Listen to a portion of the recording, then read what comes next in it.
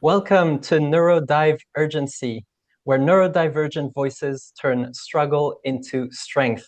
We're here to break the stigma, dive into truth, and bring you real tools for clarity, healing, and hope.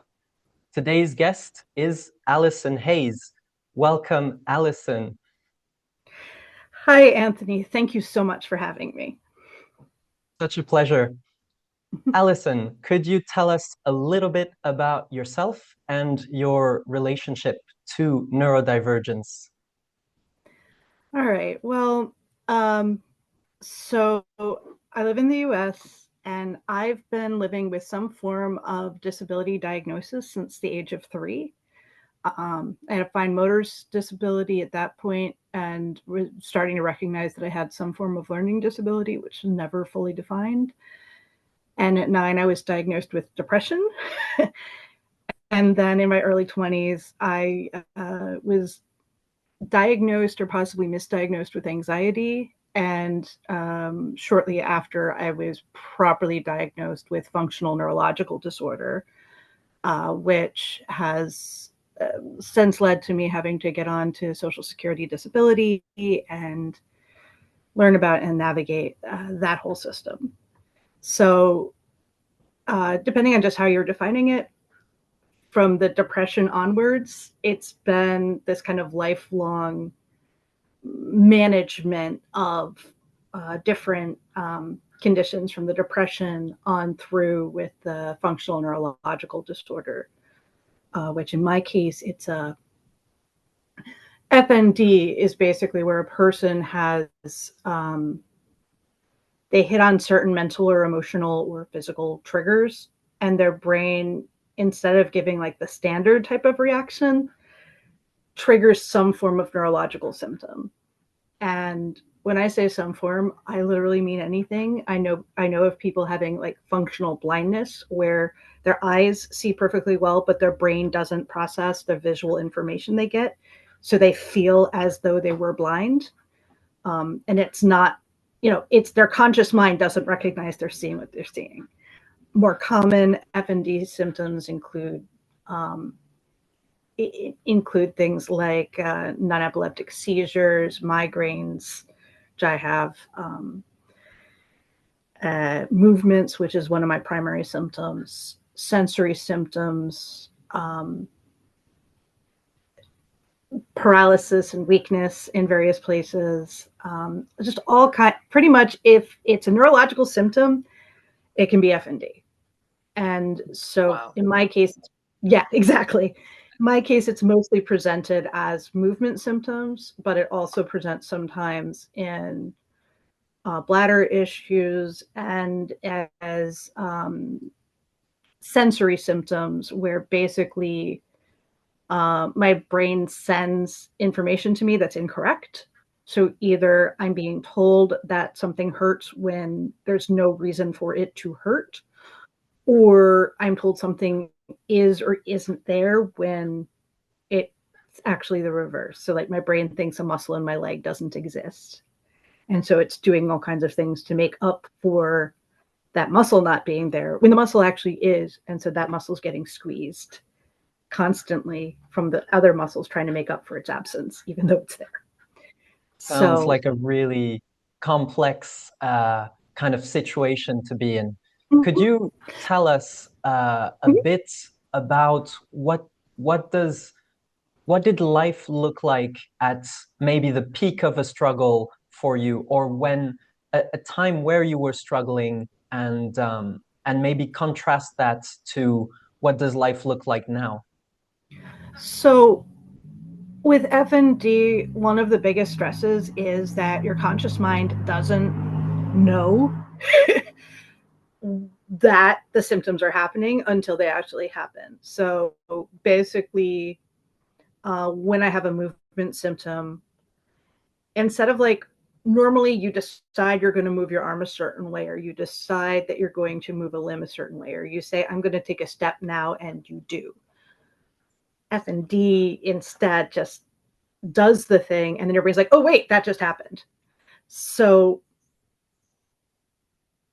prior to being diagnosed and early in my diagnosis process was really, really tough for especially on it for people around me. And I initially had this like lack of concern, but over time, but like as my symptoms worsened, I honestly, my biggest issue was kind of this embarrassment and fear about my symptoms because people would see me having symptoms and get upset. For example, when I would rock back and forth or have sudden jerking motions, I've had people assume I was having a seizure and try to hold me down physically. Like I was on the train and somebody's like, oh my God, she's having a seizure. And all of a sudden, like it felt like 5 or 6 people. It might have only been 1 or 2, but just I felt just like piled on by people trying to keep me from moving when I was fine, but their response was much more upsetting than the movements I was having. Um, and I've had people see me rock back and forth and assume I was like mentally incompetent. I was rocking one day on my way home from grad school, and um, a um, a conductor on the train started asking questions to people around me, and I was like, "What is this?" And eventually, I said, "Do you have something you're wondering about?" And she just looked so stunned that I could talk. And Wow. then, It's, yeah, yeah. and then was like, "Oh, don't you think that rocking could injure you?" And I'm like, "Okay." And she's like, "Do you really think you should be on the train right now?" And I'm like, in my head, I'm like, "What would you rather I do? Drive?" Like, I was on my way home from grad school. This is me going home. I was tired. I was rocking. Okay. So there was a lot of this like really deep seated embarrassment for me and this fear of other people's reactions Yeah. added to my own, fear of hurting myself and frustration that I couldn't reliably do things I'd always done before. I found, and what I've done over the years is I've found more and more ways to go into things with this mindset of I'm going to be okay. It's all right. And I'm don't worry about the symptoms, and people are going to think what they're going to think. And so I've had to have this like mental readjustment to move forward. And so now if I get, because like the biggest part of the problem was I get upset and then I get more symptomatic. And Mm. it became this spiral of problems where I'd be so worried about what people might think if I got symptomatic that I would definitely have a problem. And I've pulled muscles in my chest from rocking, slamming my chest into my legs while sitting. I've I have pulled muscles or caused damage to limbs from trying to exercise while symptomatic and pulling muscles because they're not being used the way they're supposed to be. Um, I've done all these different kinds of damage to myself, including like slamming my head into things because I rocked backwards a little too hard and boom, my head's in the window, or slam, my face is in the desk or in the seat in front of me, or, anytime I'm trying to be like part of society, there's a bigger risk of me Mm. having these symptoms and injuring myself, startling myself, surprising others, or having people make really weird, uncomfortable presumptions about me, from thinking I'm vaguely rude to I've been accused of like sex acts from just I was rocking at a wedding and leaning on my partner at the time for some sport. And, somebody made a really weird interpretation of that. Um, so I had to kind of stop worrying about society's response and what people thought of me. And instead, okay, this is my life. This is what's happening. If I get upset, I'm going to spiral. So instead, I'm going to be all right. I can get through this. Why bother being embarrassed? I can't prevent this from happening. I can't control this. My only thing that I can really control is whether I do stuff or not. And I can't lose my life to that fear of what other people think. Yeah. So at this point, I'm pretty unapologetic about things. I go to events and spaces, and when there's an appropriate person to tell, I'll give them the heads up. Hey, I have a movement disorder. I may rock or shake or otherwise look odd, and I'm okay. I'm not in trouble. I'm not in danger. I'm not having a seizure. I don't need any medical response. Just keep doing what you're doing, and I'll get it back under control. And so it's been a lot of taking ownership. Wow. And right. And with doing that, my anxiety about it goes down. The stress about it goes down. And I'm both a little less likely to be symptomatic. And even if I am, I'm nowhere near as concerned or bothered by it. And if I'm presenting this relative calm, especially if there's anybody else in the space who either is in a position of authority or knows me, who's also calm, I don't have a problem.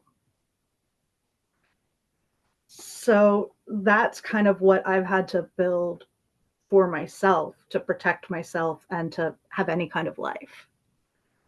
And I've used that principle to try to help other people understand and manage their identity as a person with a disability and the way and understand and think about how society looks at us. That's incredible.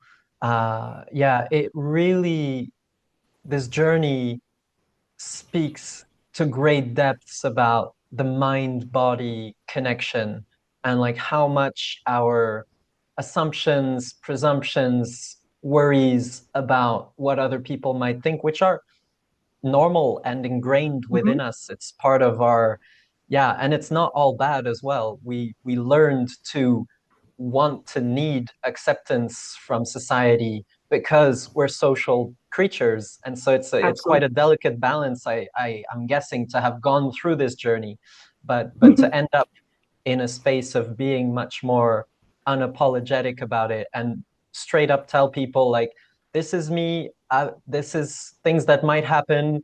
um, I'm okay. It's really quite empowering, I could imagine.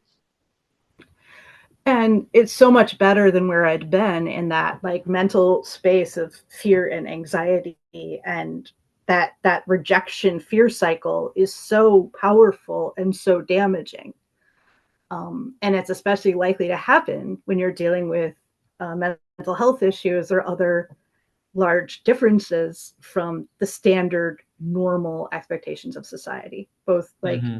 internal self-blame, self-doubt, and that external seeking of validity and feeling different. Yeah. Yeah, and it's things that everybody feels, Mm-hmm. even normal and neurotypical, doesn't matter our situation, but exacerbated by differences and Exactly. feeling like you're the only one that's in this case, or like these reactions are being caused by you. But yeah, it's a tricky place to be. And you said Absolutely. now that you're able to help other people with this kind of thing Mm-hmm. that you've gone through. Can you tell us a bit more about that? So yeah, I created a website which has evolved into a blog, business, and book called Thriving While Disabled, and all of it is taking in the combination of practical advice for how to manage situations, especially the structural inequalities, combined with encouraging people to reframe their thought process or expectations, especially around having the identity of disability. And for the purposes of what I talk about, neurodiversity is under that umbrella, not because people who are neurodiverse are broken or damaged in any way, but simply because we don't fit normative expectations. And Mold of so, how society was designed for most people. exactly, Yeah. Could we, exactly. So, yeah. yeah. And before we go a little further, I'd love to get your definitions and understandings of what does it mean to be disabled, and Mhm. also what do you mean by structural, was it inequalities that you said, or structural something? Structural, yeah, it was, I would, for purposes of this conversation, I think the important term is really structural ableism. Okay, yeah. Go ahead and So, define those things. okay, so disability is any difference in function or thinking that doesn't fit normative societal expectations. So it can be your standard expectation of lack, in the sense of you can't see or you don't hear, or things, or challenges in those kinds of areas. But it also includes, like I said, neurodivergence, because the thought process is different enough from normative expectations. The other thing to recognize here is society's definition of disability changes over time.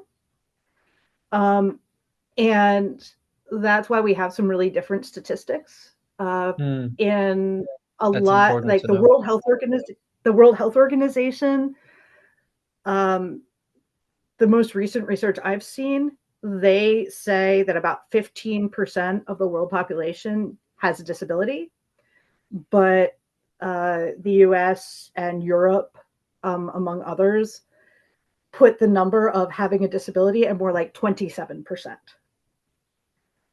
And using broad strokes, the World Health Organization is looking at a very medicalized definition of only the people who stick out and are so different they cannot hide it.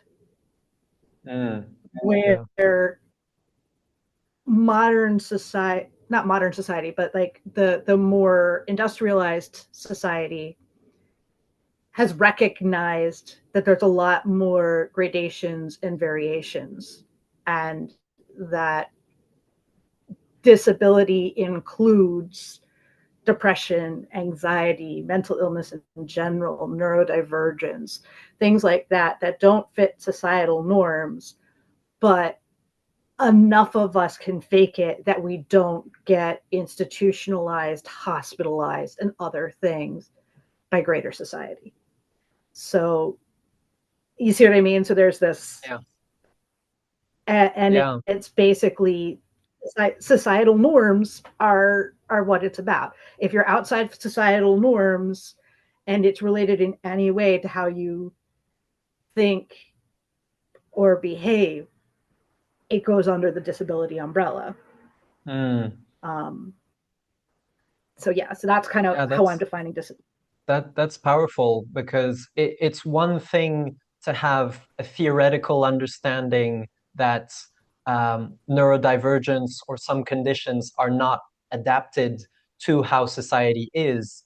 I think a lot of people see that or are waking up to that, but it's even another step to kind of identify with disabled, because there's a lot of stigma around this, and maybe there shouldn't be. In fact, probably not. So, Well, yeah, this is an exactly. important message. So my argument is you're not disabled because you're broken. You're disabled because society says you're disabled. And unfortunately, neurodivergence is under that umbrella of difference. Honestly, the whole umbrella of difference should go away. In my opinion, there's, um, and that's what brings me into the structural ableism.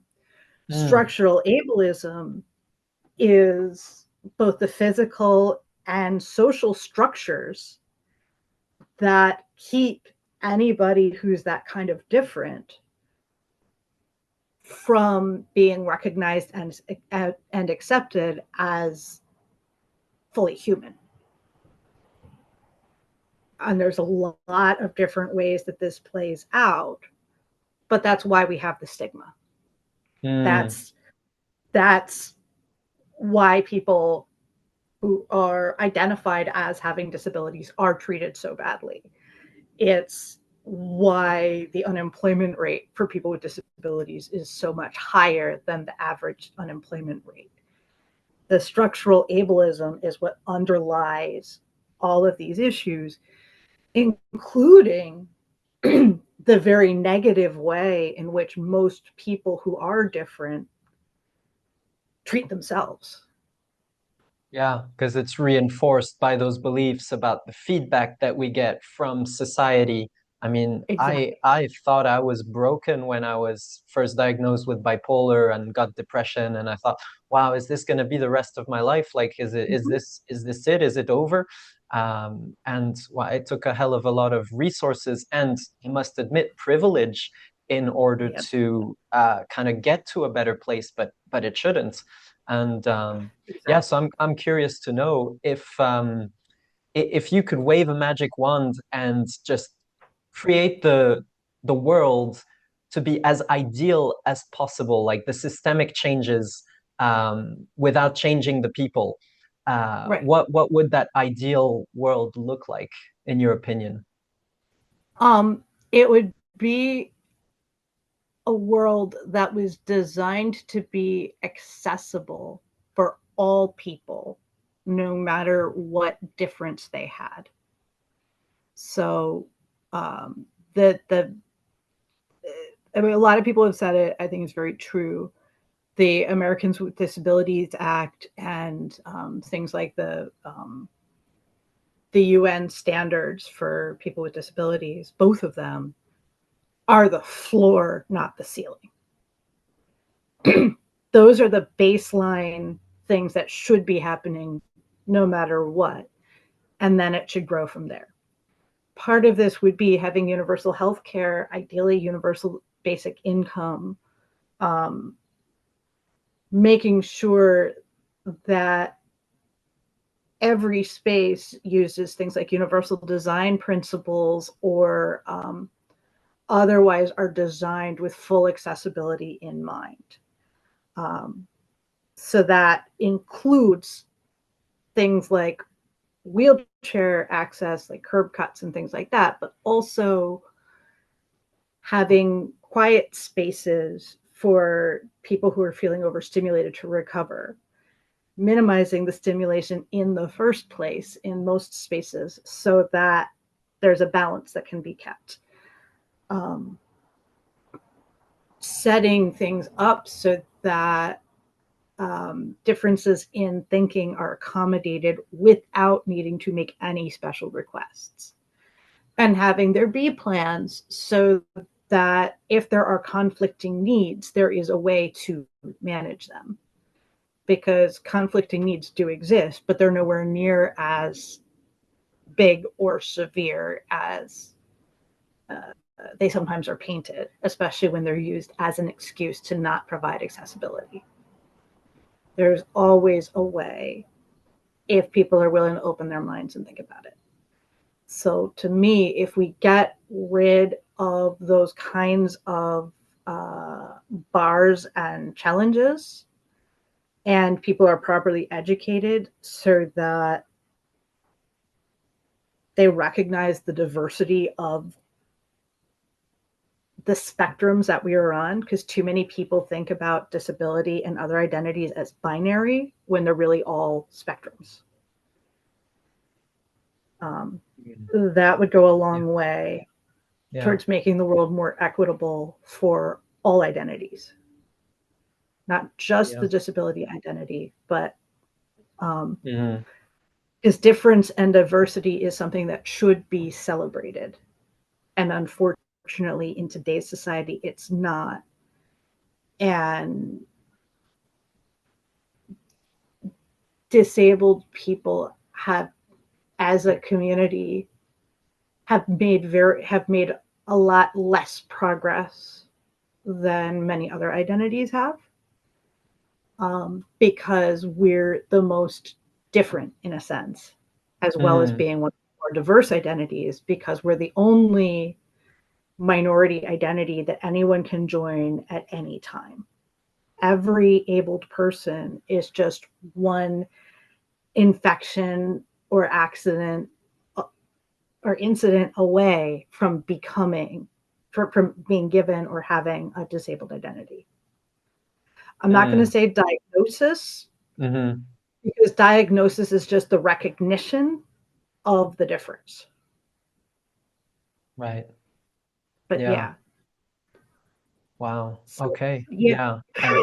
And on top of all of that, there is also all the social the isms they say the Mhm. racism, the sexism, the ageism, the everything like Yeah. that also interplays within it, and Mhm. the more of those layers kind of apply to you, the more different you are relative to whatever the norm in your country or society is, and that's a really hard situation as well.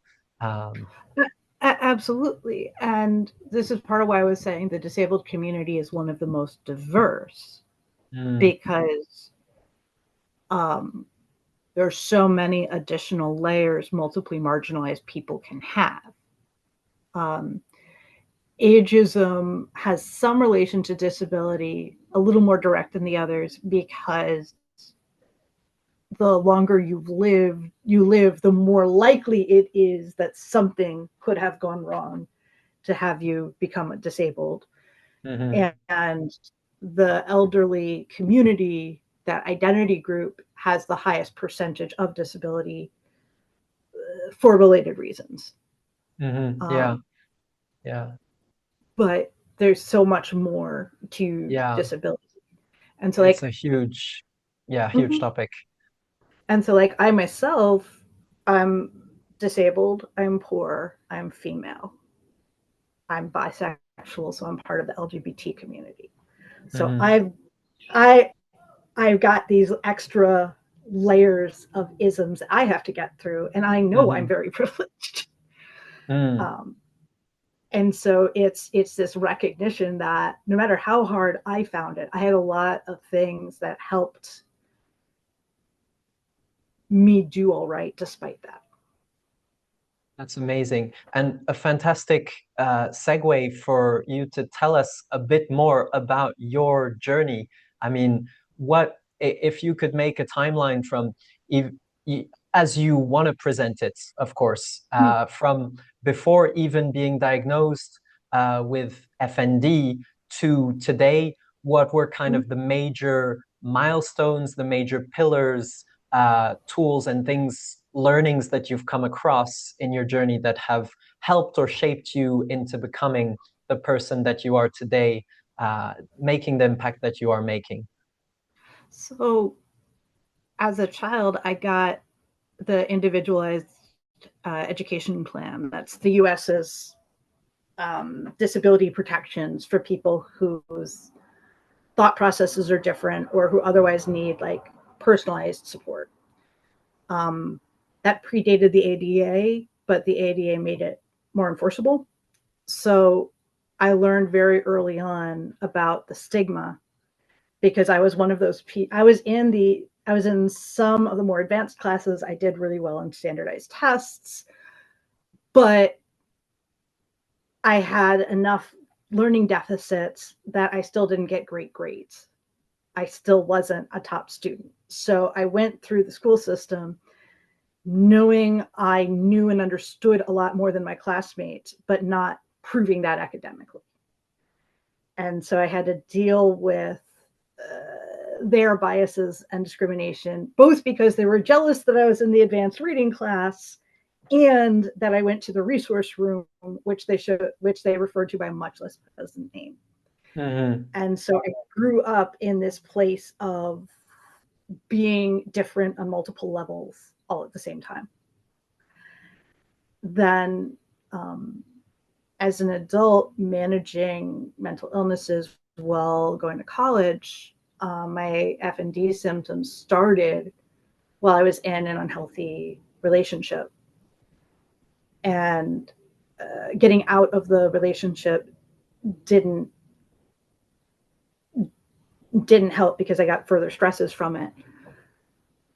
And I had to like figure out how to make it through it. And I was just told repeatedly, oh, it's just anxiety. Fast forward a bit, and I had a career in marine biology. I'd just gotten started on everything. I was super excited about it. And I lost my job due to funding uncertainty. And that uncertainty brought my FND symptoms back to the top. And so that was when I finally got diagnosed, and I had to deal with all of that. About 5 months later, my father unexpectedly died. And so I had to deal with the biggest stress of my life 5 months after being diagnosed with a stress responsive neurological condition. Yeah, that's intense. And exactly. And I think that's part of why I've never fully recovered from my FND. Some people do. I have always had symptoms since then. Mm-hmm. Sometimes they're very, very mild. Sometimes they're very severe. Very often it varies by the day. But I've constantly been dealing with symptoms the whole time. I also applied for disability a couple months later. And so I had to get on Social Security disability, which in itself is a debilitating, painful emotional process because of that structural ableism we were discussing. And that was when I had to really do a lot of the mental work of, this is making me feel crappy. I'm doing this because I need it. Let me create an emotional balance. This isn't my fault. I'm not a failure. This process is just terrible. It's poorly designed. It's poorly put together. It's designed to have you feel like crap. It's going to make you feel bad. That's not my fault. I can't take on that burden of failure just because I need to go through this process. And then like I said, I recovered slowly. I figured out how to manage it. I went into a very deep depression, which was actually a good sign because my brain was letting me feel the emotions instead of having all of that come out as movement symptoms. It wasn't easy. No, but of course. But it was a sign of growth, of healing, of improvement. And over the years, I built a new life and career in geographic information systems and got the training I needed, started working that, went to grad school. And grad school, I got a master's in organizational change management. My plan was to use that to keep doing GIS consulting work and help businesses integrate a relatively new field to their operations. But as I was getting my degree, my symptoms got a lot worse due to those stresses. And I had to do a lot of extra self-advocacy and attend remotely and a lot of other things, and including take a year off halfway through. And that took me back into that understanding disability space and thinking through all of that. All of that time, I was still collecting benefits, and I almost lost them at one point because I was working too much. And I learned more and more about those systems. And so once I really started recovering from grad school, I participated in a treatment program that got me a lot better, but caused new symptoms. The sensation symptoms really kicked in for the first time at that point. And a few months later, my partner, he and I had been together for 8 years at that point, we've now been together 15. He had his second life-altering injury, and I had to help him get the help he needed, get to the right hospitals, get the right surgeries, get the right medical care, get properly diagnosed, which took a year, and like fight through all of that bureaucracy. And he pointed out to me a year later, when we were both in good enough shape to start thinking about work again, that I really understood how all of this stuff worked.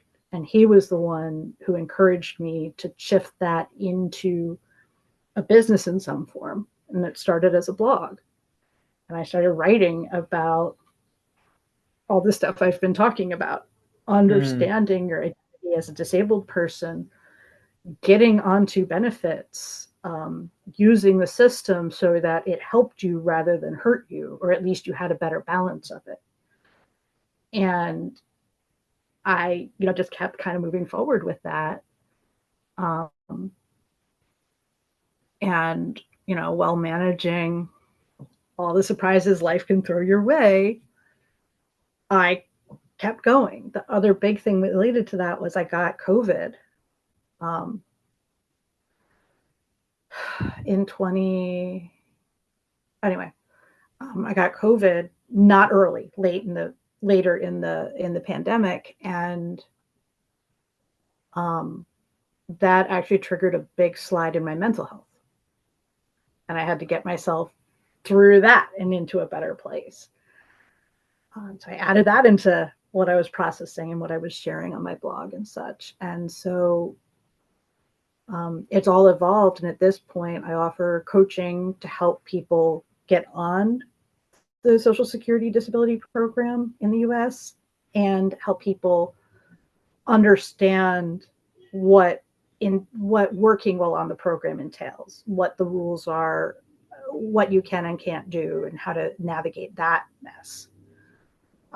I also, with all of that going through my head, I got encouragement and ended up writing what turned out to be 2 books, Thriving While Disabled, Recognizing Bias, and Thriving While Disabled, Navigating Disability Finances. And both of them, I made a point of having conversations with people in other countries too, got confirmation about some of the similarities and differences, and wrote about that while putting together the books. So those books came out in June,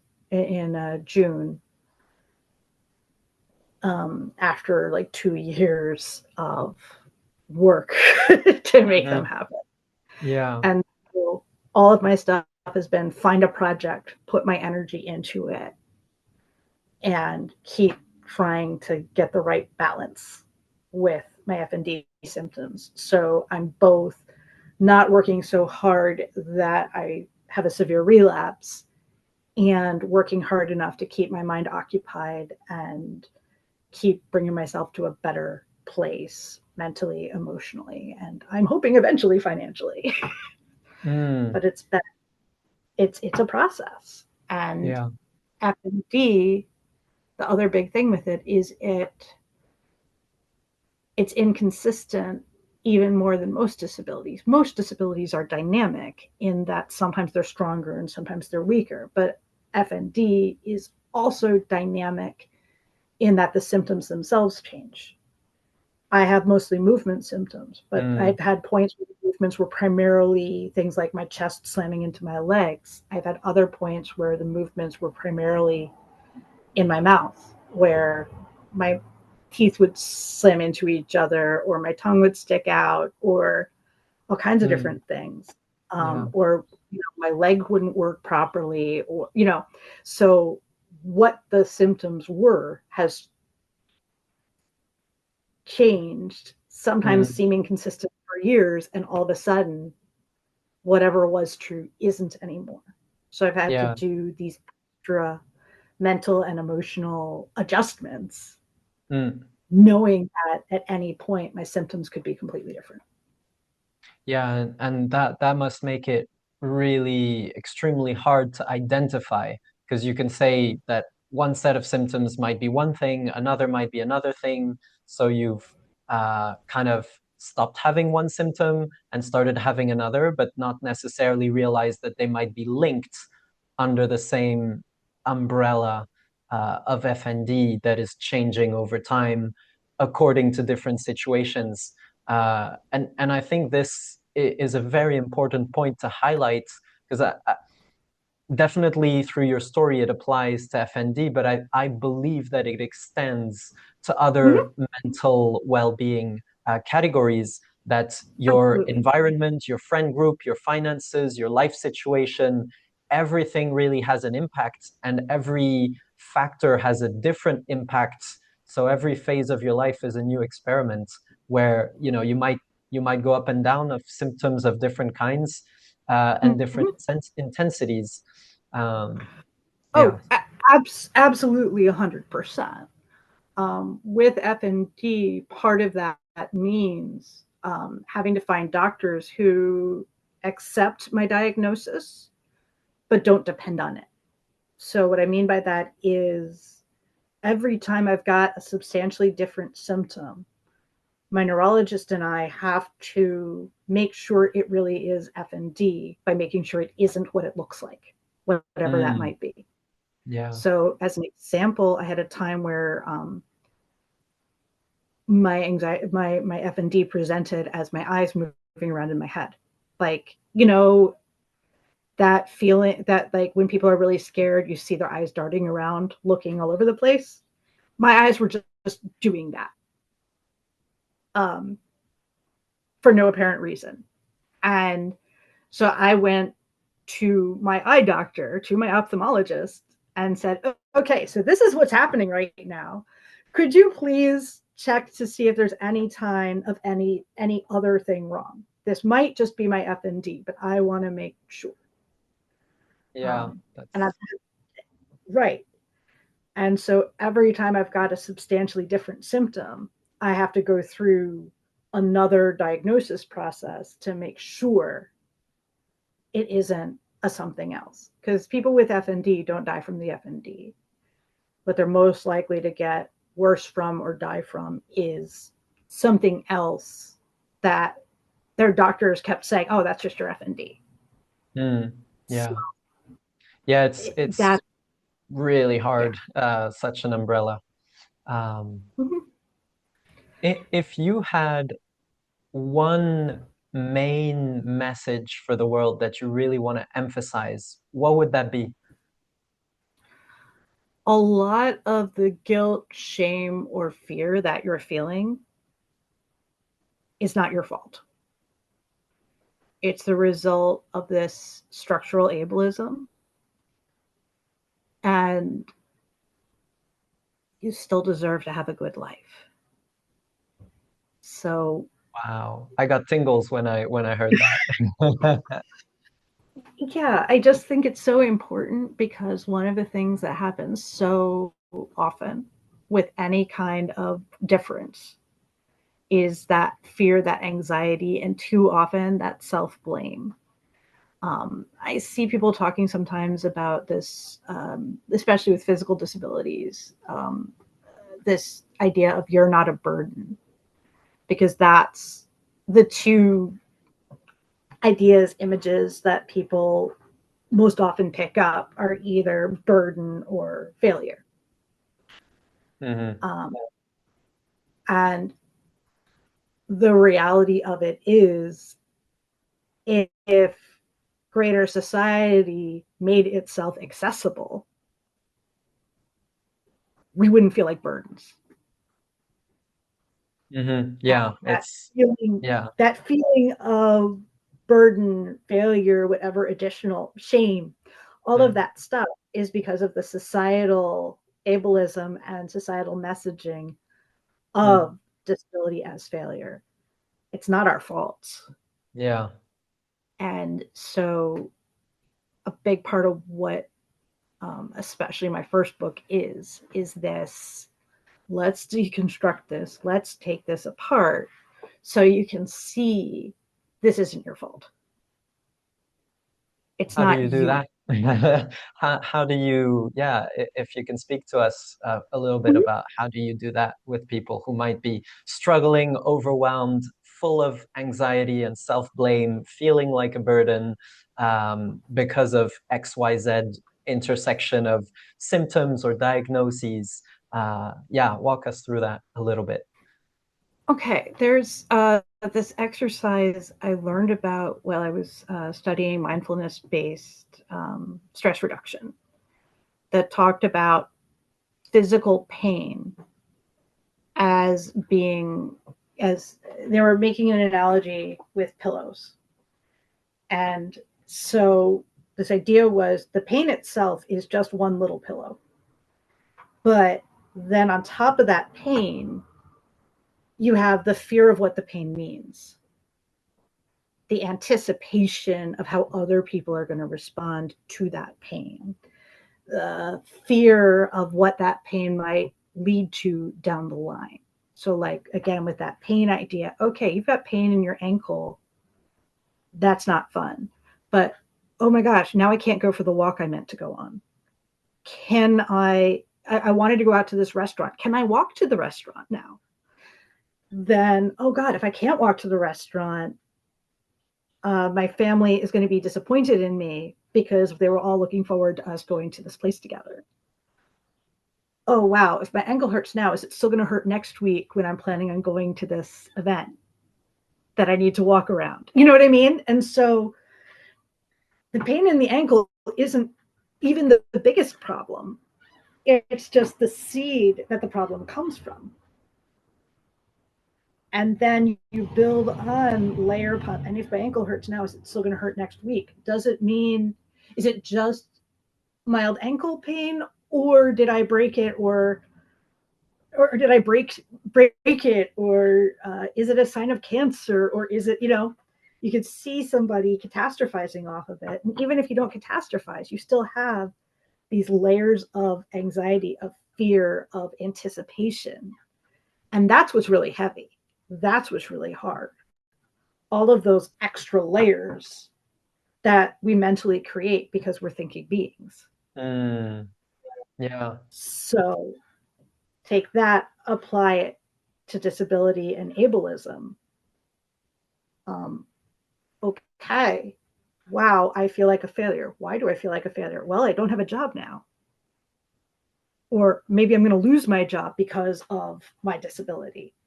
Oh my gosh, if I lose my job, I'm not going to have money. And then how am I going to survive? And my spouse will divorce me if you're married, or, you know what I mean? And so there's this, Mm-hmm. or if you're applying for disability, oh my God, I feel so stupid. Oh my God, I now have to write out the details of why this is so painful. I don't want to think about this. I'm getting by day to day by not thinking about it. Mm. And now I have to write it all down. And now I'm being confronted with how bad it really is. And I'm still worried that they're not going to think I'm bad enough. And Yeah, so I could see the importance of all the mindset shifts that are really needed to really reframe the mhm, situation to even go ahead and start getting the care, getting the help that you need. And that's exactly. probably where your coaching comes in, and the Mhm, books as well, because it's not just one layer, it's all the different layers and how they interplay among one mhm. another. And yeah, it's just hard to unpick that. Exactly. And we're not trained to. And a lot of these layers are things embedded in our subconscious because it's societal messaging. It's not just, oh, I think Mm, being disabled's painful. mm, It's everybody around me thinks that if I apply for disability, I'm admitting to being a failure and I'm not worthy of anything. And I can't really be that bad. And am I making it up? My doctors don't believe me either. You know what I mean? And so there's all of these layers that aren't even necessarily in the conscious mind. There's these subconscious, unconscious biases we've picked up just living in society. And so all you know is you're sitting here unable to work or unable to do this thing you think is important, and you feel like a failure. And if you're busy feeling like a failure, it's really hard to want to improve things if you're so stuck in that negative, stuck feeling, especially when everybody around you is either denying your reality or reinforcing that sense of suck.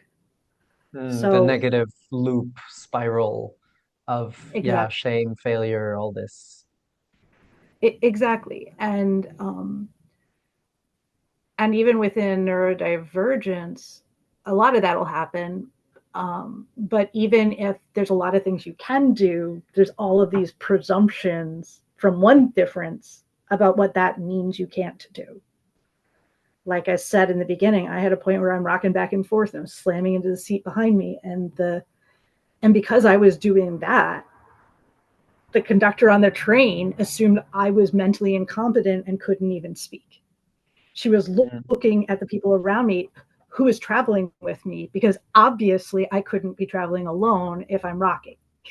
Like, so it's layer upon layer of bias and discrimination and doubt that we're facing all the time, every day. For people with visible conditions, they get it immediately up front, which is nasty. But for those of us whose conditions are not apparent,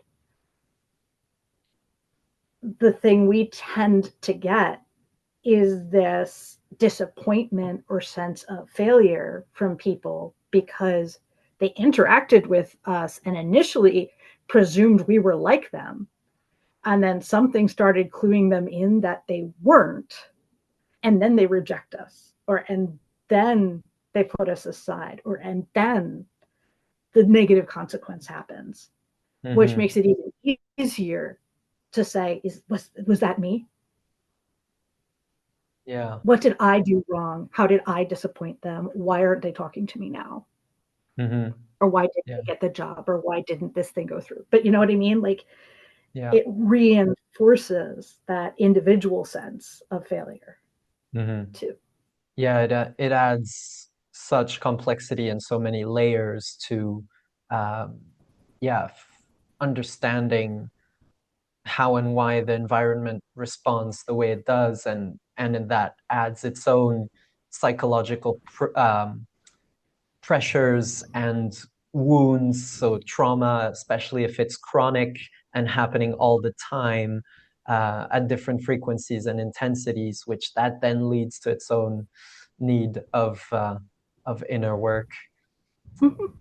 Yeah. And so like that, and so I'm trying to help people recognize those extra layers and see the root cause of the problem rather than the more obvious ones, because all Hmm. too often we see the surface and we don't have the energy or the capacity to look deeper and see the seeds or the root of the problem, but Mm. only the surface symptoms.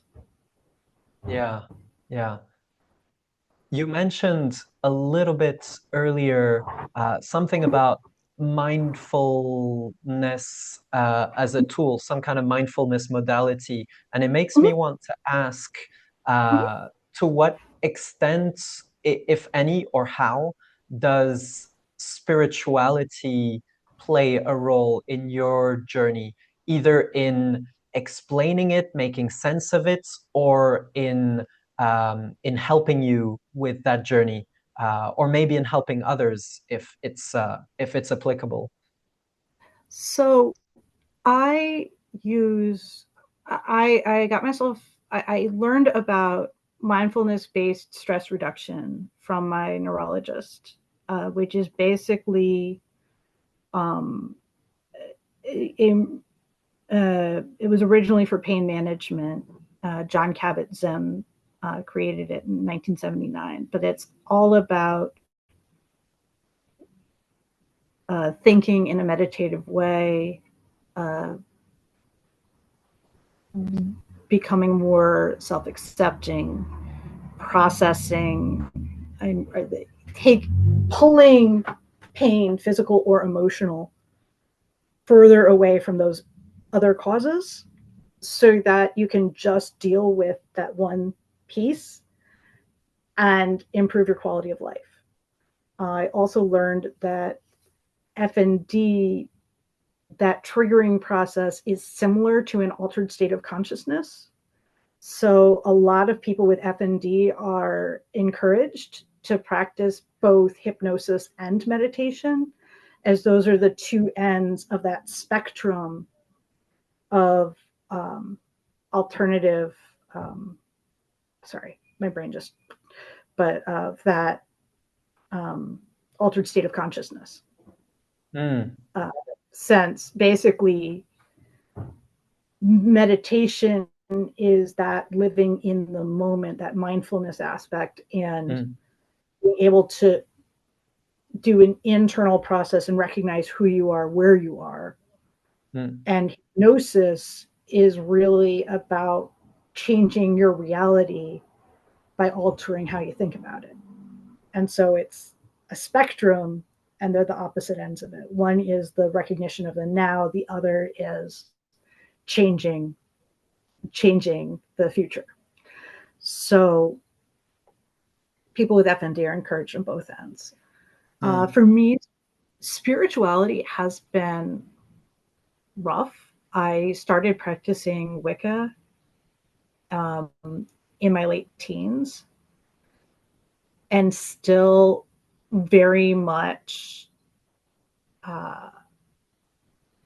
believe and follow a lot of the like conceptual precepts, the ideas and the goals within nature spirituality.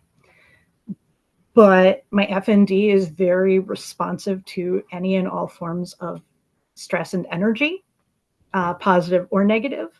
And so any strong practice of Wicca or magic triggers my FND symptoms pretty badly. So not necessarily pleasant to get into those depths. Yeah. So I've had to keep it relatively light and quietly celebrate and just kind of try to live an aware life and try to live a good life. But I don't delve very deeply into that practice anymore, although it is what I would identify as my religion, if that makes sense. Yeah. I'm not an active practitioner, but that's the closest thing to my religious identity. I do think that if spiritual beliefs give you strength, use them and find your support where you need it. Yeah. I think the most important thing to believe in is yourself, but I also know sometimes that's very hard to do if you're in an especially low place. So whatever helps you get out of the low place, as long as it's emotionally healthy, do it, and then try to rebuild your self-belief as soon as you can. And that's not in exclusion to religion or spirituality. That's in addition to. Yeah, absolutely. Yeah, and it also has to be noted with the caveat that you can't um, you can't have self-talk that is beyond your brain's belief system. Like if you tell yourself, I'm gonna walk tomorrow when you're in a wheelchair, or if you tell yourself, I'm gonna be a billionaire tomorrow when you're in middle or lower income, your brain is just going to be like, nope, that doesn't even pass. It's not even going to give me the placebo effect benefit. But if we can start small and believe, it's not my fault, it's the system, I am worthy, I exist, and this is a little bit going to counteract some of these negative loops that we can get into. Exactly. I mean, you have to be positive and realistic in what you tell yourself. Mm, Um, absolutely.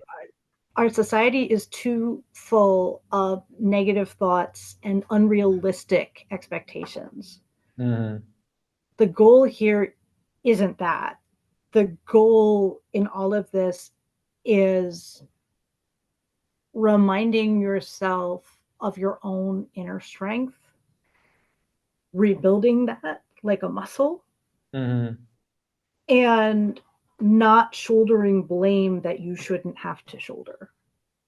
I yeah. tend to say, both in my book and talking to clients, this is not your fault, but it is your responsibility. Yeah. Yeah, that's a I think good empowering kind of place to be at, to make real change. exactly. So, did I apply for disability even though the whole system was really broken? Absolutely.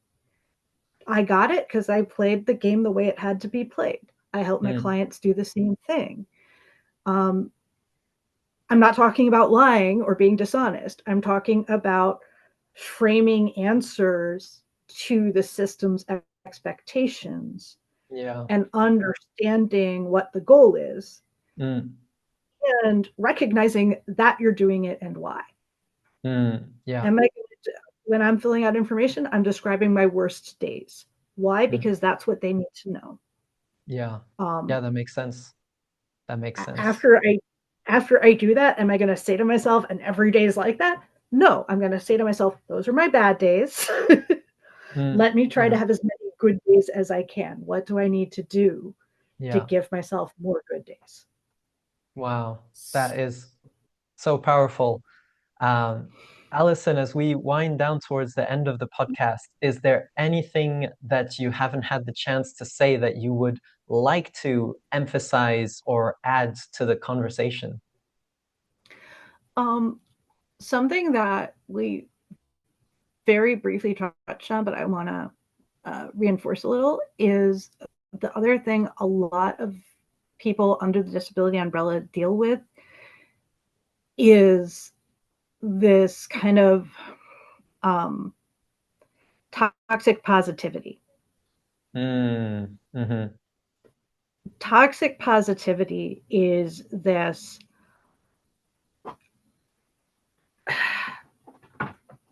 belief that you need to be positive no matter what. And you need to always see the best in things. And you need to always have positive emotional reactions to everything.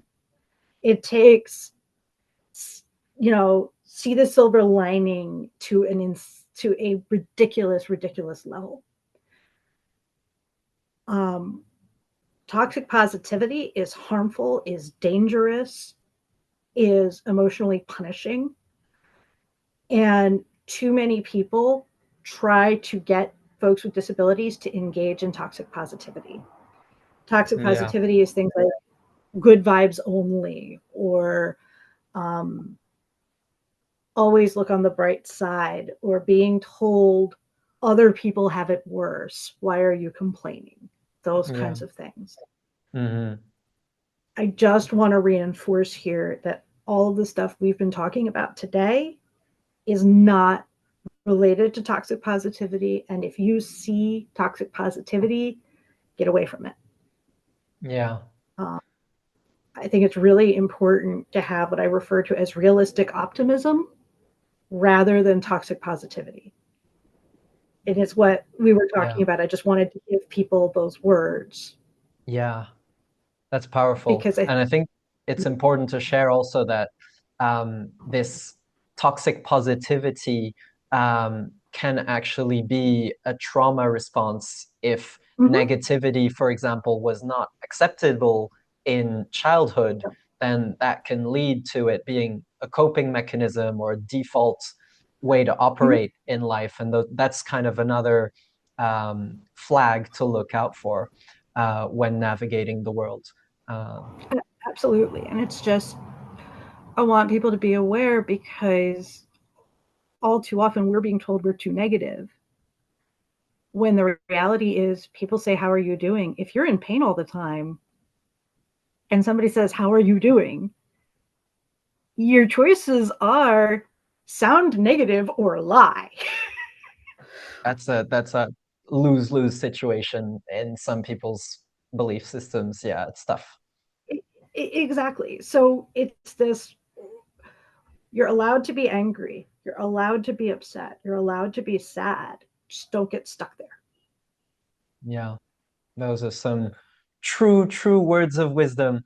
Alison, thank you so much. Obviously, your biography and any relevant links will be in the show notes.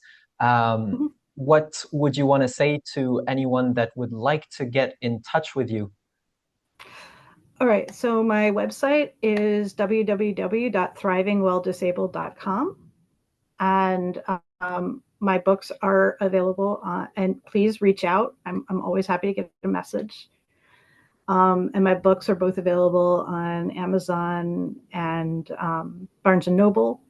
And they're Thriving Well Disabled, Recognizing Bias, and Thriving Well Disabled, Navigating Disability Finances. And I'm just so excited to have them out there. And uh, I'd love to hear what you think if you read them. I would love to once I get a chance. Mhm. Alison, thank you so much for being an amazing guest and for the amazing work that you do and sharing your inspiring story and your words of wisdom. It's been such a pleasure. Mhm. It's been so nice. Thank you so much for having me.